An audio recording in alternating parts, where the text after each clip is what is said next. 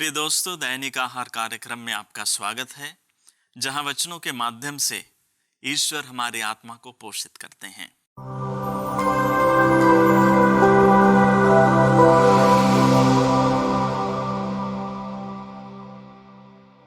आज के सुसमाचार लूकस रचित अध्याय 18 पद संख्याएं 9 से 14 में यीशु एक फरीसी और नाकेदार के दृष्टांत के बारे में बताते हैं। फरीसी और नाकेदार प्रार्थना करने के लिए मंदिर जाते हैं। फरीसी वहां पर तनकर खड़े होकर प्रार्थना करने लगता है और अपनी उपलब्धियों को ईश्वर के सामने बताने लगता है। वह दूसरों की अपेक्षा अपने को ज्यादा धर्मी बताता है।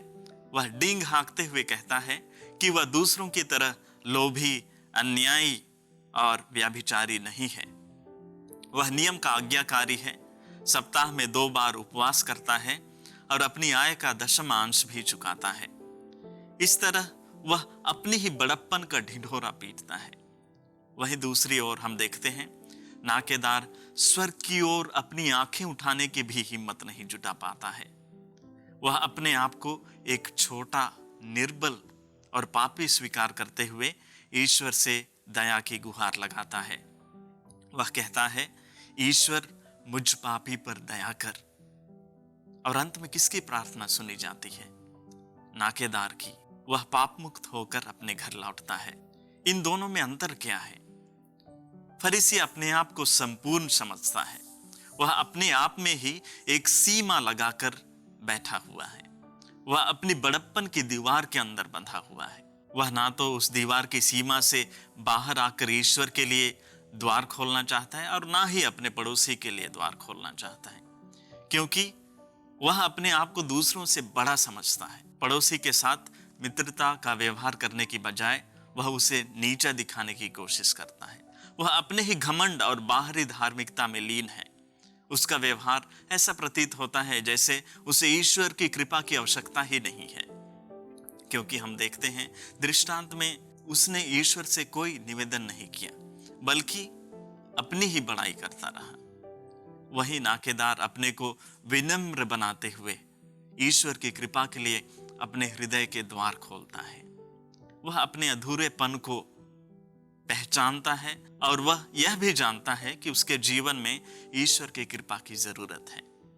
अतः वह छाती पीट पीट कर प्रार्थना करने लगता है। आज हम भी अपनी जिंदगी में झांक कर देखें कि हम किसकी तरह हैं, फरीसी की तरह या नाकेदार की तरह।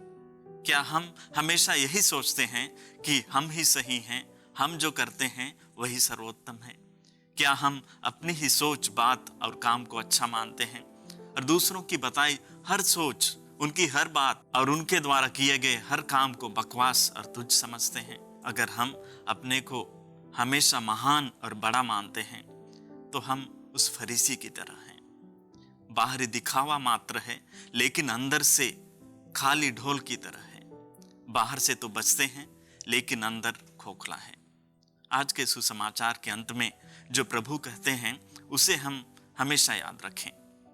जो अपने को बड़ा मानता है वह छोटा बनाया जाएगा, और जो अपने को छोटा मानता है वह बड़ा बनाया जाएगा।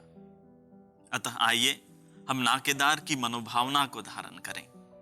ईश्वर के सामने अपने आप को छोटा मानते हुए उनकी कृपा के लिए अपने हृदय के द्वार खोल दें, क्योंकि हम सब अधूरे हैं और हम सबको ईश्वर के कृपा की जरूरत है।